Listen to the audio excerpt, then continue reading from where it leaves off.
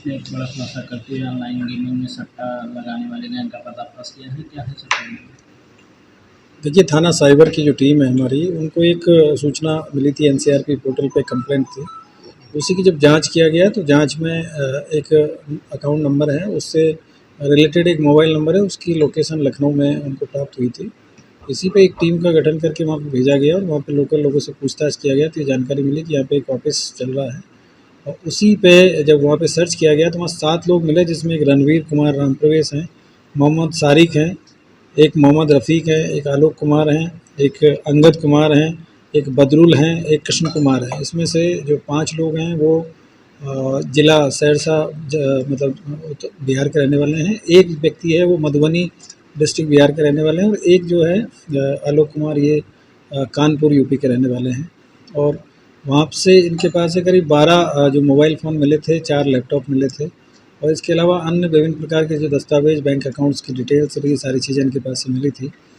इनके मोबाइल्स में इन लोगों ने जो चैट वगैरह जो किया हुआ था व्हाट्सएप पे और इंस्टाग्राम वगैरह पे, उसपे बहुत सारे जो गेमिंग ऐप से जो पैसा कलेक्शन है उसके कुछ दस्तावेज़ थे, कुछ बैलेंस शीट इनके पास से बरामद हुई थी प्रतिदिन की। और इसके अलावा काफ़ी सारे जो अकाउंट्स के डिटेल, इधर-उधर पैसा ट्रांसफ़र करने की जो जानकारी मिली थी, तो इनको संदिग्ध मानते हुए थाने पे लाया गया और यहाँ पे जब इनसे विस्तृत पूछताछ की गई, तो इन लोगों का ये कहना था कि हम लोग जो जो गेमिंग ऐप है, जो मतलब जो बेटिंग ऐप है और उसमें कई नाम से चलती है, जैसे कि फेयर प्ले के नाम से, क्रिकेट बज़ के नाम से और तमाम जो महादेवा ऐप का भी इसमें नाम आया है, महादेवा के नाम से भी उसमें कुछ आईडी बनी हुई थी। तो उन ऐप से जो भी पैसा का कलेक्शन होता था बैंक के माध्यम से, जो फर्जी अकाउंट है, उन सभी पैसे को ये जो ऑनलाइन जो ट्रांजैक्शन के माध्यम से फिर उसको फर्दर अपने बताए हुए अकाउंट में ट्रांसफ़र कराते थे। और फिर उसके बाद में 2 लोगों का इन्होंने नाम बताया, एक किंग के नाम से कोई है और एक बाबा भैया के नाम से, जो कि इनसे ये सारा काम कराते थे।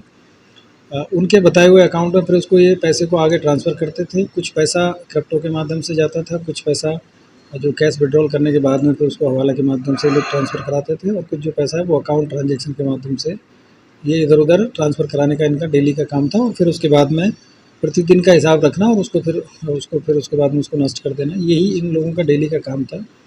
और लाखों रुपए का जो ट्रांजैक्शन है वो प्रतिदिन होता था और शाम तक इनको सारा हिसाब करके और उसमें से जो भी बैलेंस शीट बनती थी वो बना के देनी होती थी। तो उसी के लिए इसमें मोहम्मद जो रफ़ीक है, इसको सबसे पहले इन लोगों ने हायर किया था और उसके बाद में इसने अपने जानने वाले लड़कों को बुला के उनको ट्रेनिंग दिया। तो इसलिए 5 लोग इसमें बिहार सहरसा डिस्ट्रिक्ट के हैं, एक मधुबनी डिस्ट्रिक्ट का है और एक जो लड़का है वो लोकल कानपुर का रहने वाला है, जो कि इनको वहाँ पे लोकल सहायता भी देता था और इसके अलावा राशन पानी और रहने और इसके जानकारी इनको देता था। 2 लोग और इनके पास में आते जाते थे बीच-बीच में रेगुलर इंटरवल पे। उनमें से एक का नाम बाबा ये बता रहे हैं और वही इनको सारी जो कार्रवाई कराने के लिए निर्देशित करते थे।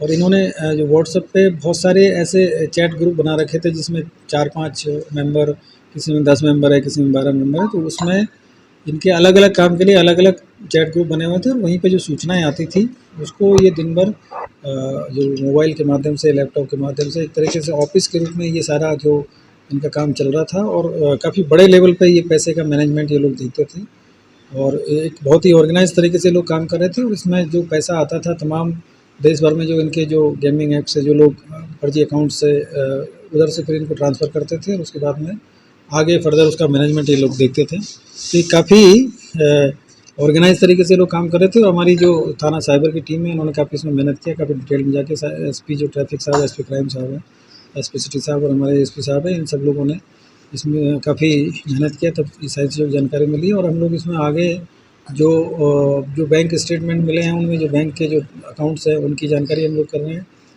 कुछ क्रिप्टो की जो आईडी वगैरह वो मिली है तो उनको भी हम जो साइबर एक्सपर्ट हैं उनसे लेकर जानकारी और हम लोग करेंगे। इस पूरी कार्रवाई के लिए मेरी जो टीम है उसको 20,000 रुपये का इसमें नगद पुरस्कार दिया जा रहा है।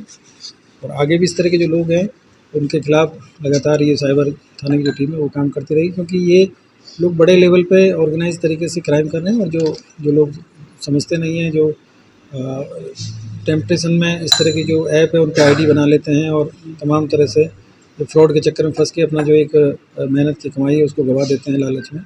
तो ये इस तरीके से काम कर रहे थे, तो इन पर एक अच्छा काम हमारे साइबर थाने की टीम का भी नाम सामने आया है।